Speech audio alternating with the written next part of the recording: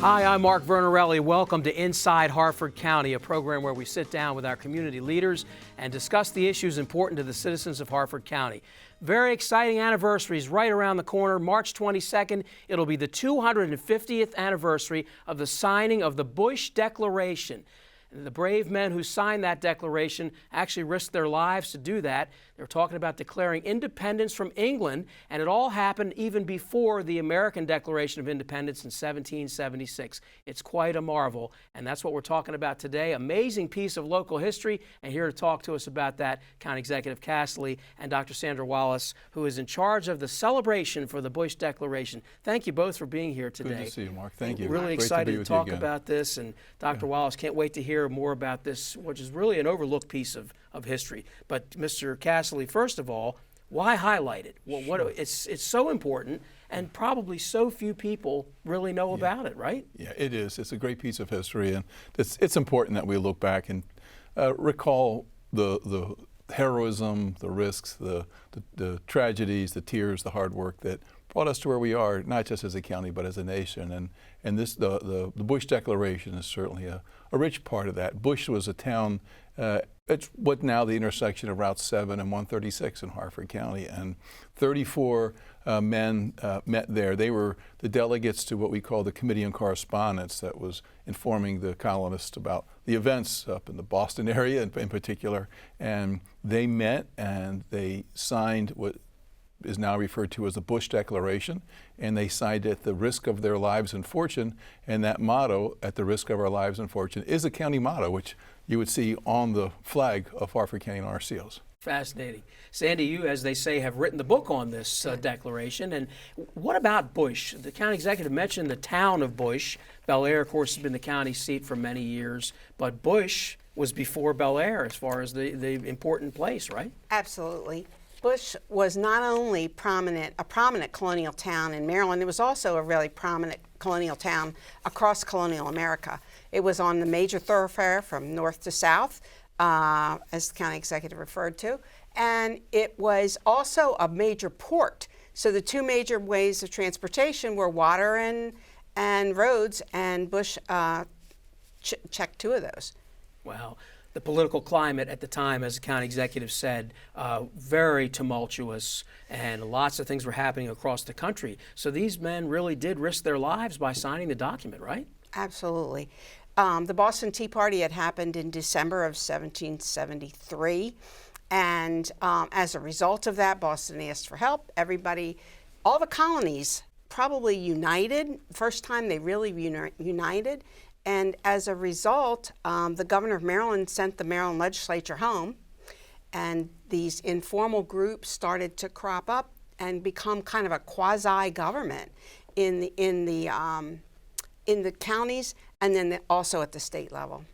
Mr. Cassilly, there were 34 signers. Yeah. There are some descendants of those signers still around today in Harford County, and you're one of them. That's right. Yeah, we've got some of us just stay. Some of the families just stay. But yeah, Judge William Smithson was one of them, and Mr. Archer were also relatives. Judge Smithson lived on what is now folks would know as Homestead Village, which is part of the town of Bel Air. And he didn't have any children of his own, but he did adopt his nephew, and his nephew's daughter was Priscilla Smithson, and she's my great-great-grandmother. And I have a portrait of Priscilla hangs in my home, and that was painted by Dr. Bordley, who also painted the 4 portraits of the signers of the Declaration of Independence from Maryland, who are those portraits hang in the Senate chamber in Annapolis. Wow, some great history. Yeah. John Archer is another name of the 34, Sandy, that people may recognize, and school was named after him for a long time, and prominent family. Talk about him a little bit. Well, Dr. John Archer was probably the most prominent person in Harford County at that time. He is the first man ever to graduate from a medical school in colonial America. There were 8 in his graduating class. Since his name was Archer, he was the first. So he lived in the Churchville area, Lower Crossroads it was called then. But he signed the Declaration, but he also was an aide-de-camp to General Anthony Wayne. He was a member of the Continental Line. He served in Congress during the presidency of Thomas Jefferson. So he was a very civic-minded individual and a great contributor to our Harford County heritage. And we had another signer who actually saved the life, basically, of George Washington, correct? Absolutely. His name was Edward Prawl. We don't know him much about him in Harford County today because he never married and he died young. But Edward Prawl was 36 years old when he enlisted in the Continental Army. And he was in the Battle of Brooklyn, Battle of Long Island. If you are familiar with the book Washington's Immortals, he was one of Washington's immortals. The Maryland men, approximately 400, saved Washington, and Prawl was captured and was on a prison ship for like a year and a half afterward. Wow, and then we had Aquilla Hall, another famous person. Talk about that signer. Well, Aquilla Hall is from the Spistucia area. His family was very prominent. He died during the Revolution in 1799, and the legend is that his grave is unmarked today because he was afraid that his family was afraid his body would be mutilated by the British if they were successful.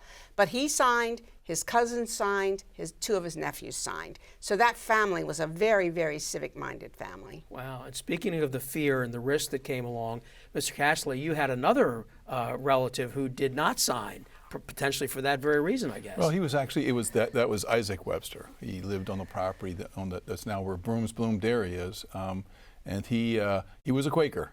So Quakers didn't sign declarations of violence, so he did not. But that pacifist branch of the family kind of came to an end. His I think it was his son or grandson was then they called him the hero of the Battle of Baltimore from the War of 1812, who actually took up arms against the British and was awarded a sword by the city and another one by the state of Maryland for having defeated the British Marines' efforts to encircle, go around Fort McHenry and attack the city of Baltimore. So yeah, it's it was these folks faced considerable risk in those days at what they were doing against taking on the British Empire from the small little colonial town of Bush. Absolutely. Sandy, does the document itself actually still exist, the original, or are there just copies of it left now? No, the original still exists. The Historical Society of Harford County actually owns it.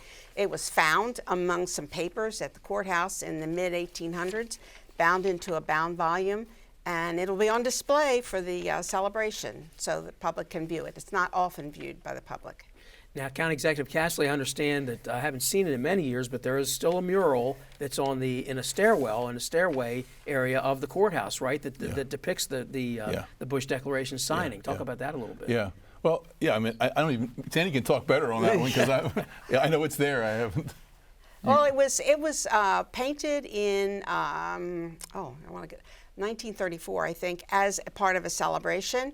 And so the story is they used actual descendants of the signers as models. And all the men are on the mural and they're all labeled. And so it's kind of a nice little piece of history. Unfortunately, you don't see it as much because it's in the old courthouse anymore. Right. But this would have been considered, am I correct, an act of treason? Absolutely. And it's understandable why there have been some apprehension about it, I'm sure. Right. These men, at the very least, would have lost all their property. And these were among the most prominent people in the county and had hundreds of acres of property. Many would have lost their lives, and possibly in a very brutal and public way. So and you're taking on the strongest army in the world at that time. How did you believe you were going to succeed? Right. What did the signers do next once they actually signed and, wow, this is a reality now? What did they do next after that? Well, we're very fortunate we have the minute book. The document is actually in the minutes of the committee, and that spans like a year and a half period. And so in the minute book, they were enforcing the non-importation agreements. They were raising a militia. They were going around the county and collecting guns and ammunition. They were actually starting to create industries to supplement what they weren't getting from England. For example, Dr. John Archer and a partner started a linen manufacturing company. One of the signers, Robert Lemon, went to Salisbury and started making salt by evaporating seawater. So they were really engaged in being prepared for what was going to happen next. Mr. Cassilly, does it surprise you that this Bush Declaration has gotten so little attention, generally speaking, when it was really the only such document by an organized political body in the whole country? You know, it was created at a time where we didn't have internet or television or anything, and certainly the monumental history that was taking place at that time pretty much shadowed, I mean, you think of the entire Revolutionary War and all that. So, there were many deeds of heroism that didn't make it into today's, you know, normally accepted history. But I think as we get back and find these things, it's important. We do stop and think about exactly what it took and those many personal commitments. It wasn't just, you know, generals fighting on horseback. There's a lot of little folks out there doing a lot of little stuff that were moving us towards success in the revolution. And taking great risks along the way. Taking great risks along the way, yeah. Sandy, what was the impact on the folks who ultimately a year later did the Declaration of Independence for the entire new country, so to speak?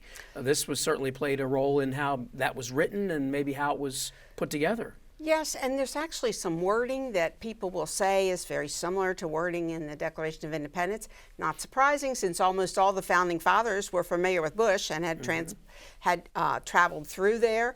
So I think it did have an impact, but more importantly, they were making a statement saying, we support what you, the Continental Congress, is going to do, and that Continental Congress is the one that wrote the Declaration of Independence. Amazing. County Executive Cassilly, how about the celebration? We're going to talk specifically about it in a minute. We'll let Sandy go through it point by point, but this is really an important thing for your administration to celebrate, right? Well, certainly it is. I mean, for me personally, having, you know, related to Aquila Hall and John Archer and Isaac Webster and the like, Judge Smithson, I've got a lot of personal family invested in it, but I think for our county as a whole, it's definitely one of those monumental achievements that we want to step and celebrate. And you know, we look at what we're going to be doing. The weekend of March 21 to 23, everything's going to be open to the public during that weekend. And we're going to have on Friday, March 21st at Leary Den, we're going to have a meet and greet for the surviving relatives of folks who were involved in the process of creating the Bush Declaration. And we're also going to have but tickets for that are on sale. Folks can buy those. And then we're going to have the Bush Declaration celebration on Saturday, March 22nd, and that's a free event. It's a patriotic music and dramatic readings and the like. And then we've got a passport to history with great activities for families and scouts and the like to participate in this. So we're making this a big deal for this spring, excuse me. As well it should be. It should be, yeah. Sandy, talk about the passport to history. That sounds like a really fun event. I think that is going to be fun. We're opening 8 sites around Harford County. Some are private homes, like Sophia's Dairy, the Aquila Hall's home, and Broom's Bloom, the home of Isaac Webster. And we're also visiting a couple cemeteries where designers are buried. We are going to Edgeley Grove, which the county owns, which was built by a signer. And at each site, we're going to be talking about the signer, about the history, the significance of that site. We're going to Bush, to the only remaining building in Bush, which is owned by a doctor's office. And so people will be able to go, hear a presentation by the docent, visit some of those places. And for children, or those who are young at heart, you can collect a stamp and get a junior historian badge. And we've also prepared a commemorative scout patch that scouts can earn as a result of participating. So aside from the historical marker, there is only one structure remaining from that time, but it's actually still intact and in use. Right, it's the Bush Hotel, and it's a doctor's office at present. You must have a fun job being involved with the Historical Society. Talk a little bit about the broader mission and what you folks do. A lot of people don't give a thought to the Historical Society and maybe what you do. It's interesting work, I'm sure. Well, it is. I started out in life as a U.S. history major, so it's like coming full circle for me. But the Historical Society is in the old post office building on Main Street in Bel Air. We do lectures, we do a quarterly newsletter, we prepare a bulletin, and the current bulletin is on the Bush Declaration and its signers. People can come in and research history of the area, do genealogical research if they want. Right now we're featuring a traveling exhibit that's called Trials and Triumphs of the African American Experience in Harford County. And there's some really, really amazing things in that. It's presently at Harford Community College here at the Hayes High House, and then next week it's moving to Abingdon Library. And that'll be moving around and end at the Historical Society next July. I know I could kick myself for not paying more attention to the local history, and I think most of us are probably guilty of that, but it's great that we have an organization that keeps us doing that. Mr. Cassilly, you spoke a few moments ago about the motto. The county's motto actually includes words from the Declaration. That's right. Yeah. So at our risk of lives and fortune. Yeah, that's which is again similar to the closing of the Declaration of Independence as well. Right. So sort of our direct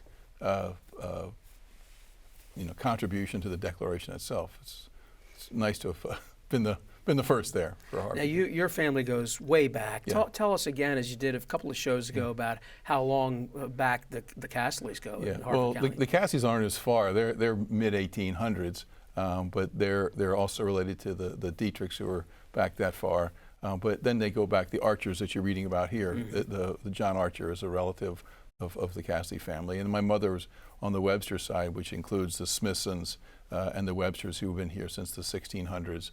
So yeah, we're long time residents of the county, and I just want to, the Historical Society has done such a fantastic job, because as families move on and families fold, they've been a wonderful repository for those historical documents, records, clothing, artifacts, so they don't just drift out of the county. And they've got an amazing display up there. And as county citizen, I'm really happy to have helped support the activities of the Historical Society, and they've done a lot of great upgrades to the historic building that they're in, but also in creating additional spaces for displaying some of the artifacts, and we've been able to contribute to that. And we're running, we dedicated a piece of the county office building, the lobby as you come in, to permanent displays by the Historical Society, where they rotate it out. So we've had things in there celebrating military and Christmas history and the like. So there's a great display up there now on just winter clothing that folks from the early periods in the county would have worn. So it's fun, and we're doing more and more trying to get that history out, and that's sort of part of what this whole celebration, the Bush Declaration, is getting that history from the locked boxes in the Historical Society out in front of people, so they can share and see a part of it, so we can all enjoy the history that's here. Sandy, in your extensive research on the Bush Declaration itself and the time period that was surrounding that, did you find anything that was really surprising, or anything that you unearthed that was really unusual, or anything that kind of surprised you in particular? I guess, like Bob, I've been in Harford County forever and ever, as has my family.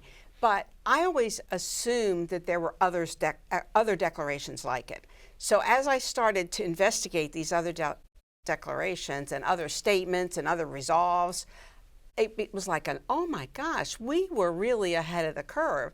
They say a third, a third, a third. A third of the people supported the Patriot cause, a third were neutral, a third were loyalists to England and wanted to stay English citizens. Harford County was more like 40, 30, 20. I mean, that doesn't quite add up, but we were much more in the Patriot column than many areas in Maryland and even in other areas across the United States. So that was the biggest thing to me, was how patriotic we were in this county and how little recognition there had been of that. And again, you said it earlier, but I think it's important to touch on it again. This was the only such document of its kind in the whole soon-to-be country. That I can find, yes. By an actual political body. It wasn't just a group of people sitting around a kitchen table having a glass of water saying, hey, we don't like these British people. It was an actual organized political body that drew up this document. There were, I should have mentioned this earlier, there were 80 men elected in February of 1775. 37 appeared, 34 signed, 3 did not.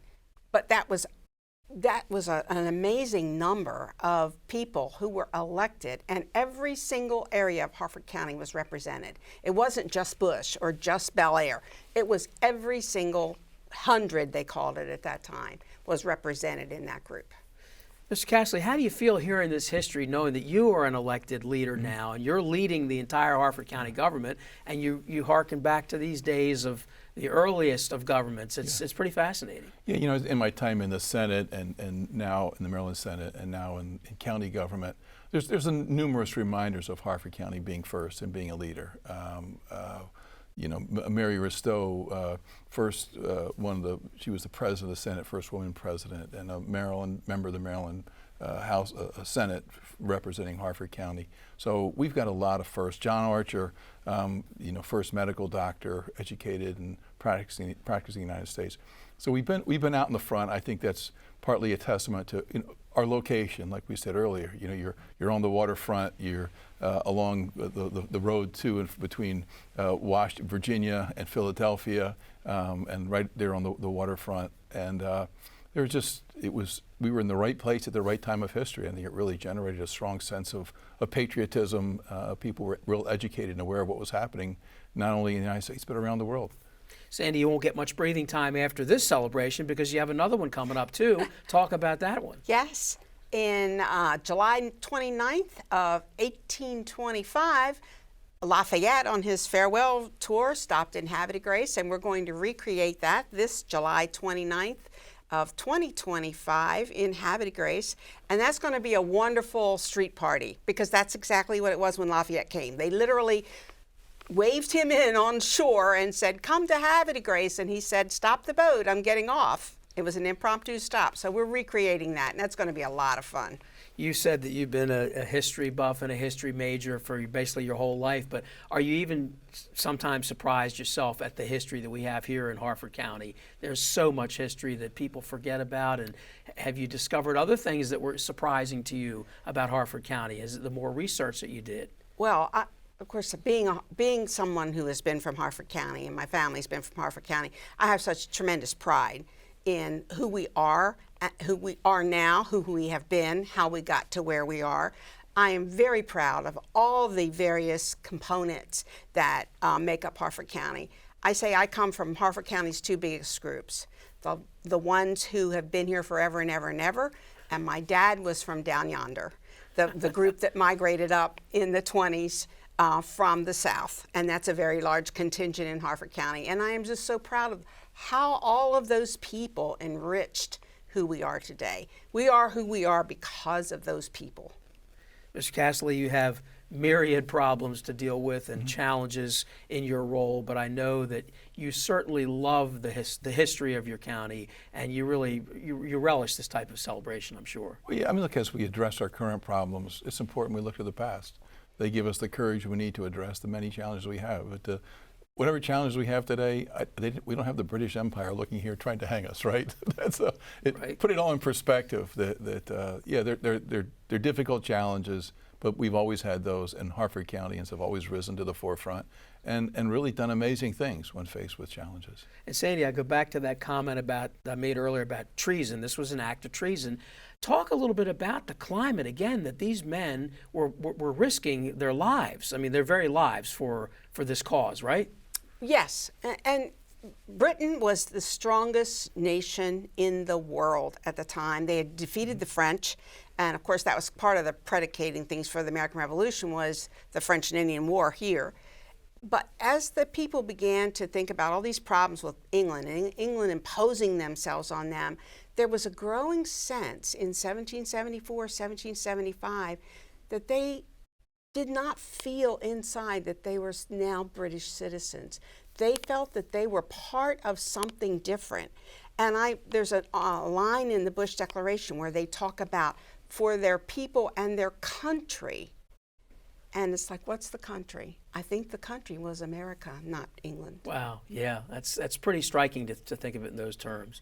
Mr. Cassilly, does your family ever discuss this type of stuff just around the dinner table? History I know has been important to you, but this is big stuff here. Yeah, I think celebrations like this cause us to recognize it a little bit more.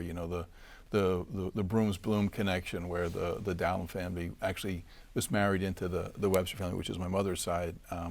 But they have the historic graveyard over there, which you mentioned before on your show, where Isaac Webster, Captain John Webster, and others are buried who were some of the earliest leaders in our county. And I think one person who in all these discussions stands out is C. Milton Wright, who we have a high school named after. But there's a gentleman who, more than any of us, I think, recognized the beauty of this history and he wrote a great book called Our Harford Heritage, which went through many editions. Really, that's the Bible, I think, of all these many historical achievements that we see. We used to teach it in our public high schools, but it's not as much anymore. But we'd like to see some of that resurrected. We think it's important that our youth are inspired by the heroism, but also the challenges, the tears, the many challenges that we face, and we look at our history openly and honestly, and embrace the acts of heroism, and learn from the many tragedies that we had as well. So we got a lot to learn from history. Sandy, I know your organization has a website. Why don't you talk about that, how people can find out more about all your activities and your displays? Yes, it's HarfordHistory.org. And look at our events, especially look at our events page, because it lists all the events that are happening, those associated with the Bush Declaration, but also upcoming lectures. The bulletins are on there. You can purchase past bulletins. You can purchase the current bulletin on the Bush Declaration. So there are lots and lots of resources there, including a catalog of some of the artifacts that we have archived. Real quickly, recap Society. the weekend coming up, March 21st through 23rd. Friday night is going to be the really big kickoff with the meet and greet. That's going to be a lot of fun. We're going to have some historic food connections. We're going to have historic music. We're going to have descendants of the signers. I have a group coming from Texas. So, I mean, we have people coming from everywhere, and that's going to be fun. And I would encourage everybody to come. Saturday morning is going to be great. Aquila Hall is going to do the first public reading of the Bush Declaration and talk about the experience of writing it. And then we're going to go to these wonderful historic sites. And then there's an organization that's having a celebratory dinner on Sunday night at Mountain Branch. So it's all on the Historical Society's website. You can click on that and get a full review of everything. Wow, it's really exciting, and it's so nice not to gloss over something that is so critically important. And I'm sure, Mr. Cassilly, when you go to some of these national events where you have other leaders there, you probably brag about the history of Harford County a little bit, don't you? I'm not a bragger, but I feel proud about where we come from. As well you should. Yeah. I want to thank both of you for being here today. Really a great discussion, and we're really excited about the March 21st through 23rd anniversary, the 250th anniversary of the Bush Declaration. And I want to thank you for watching Inside Harford County, airing exclusively on Harford TV. Please join us again next month. I'm Mark Vernarelli. Thanks again for watching.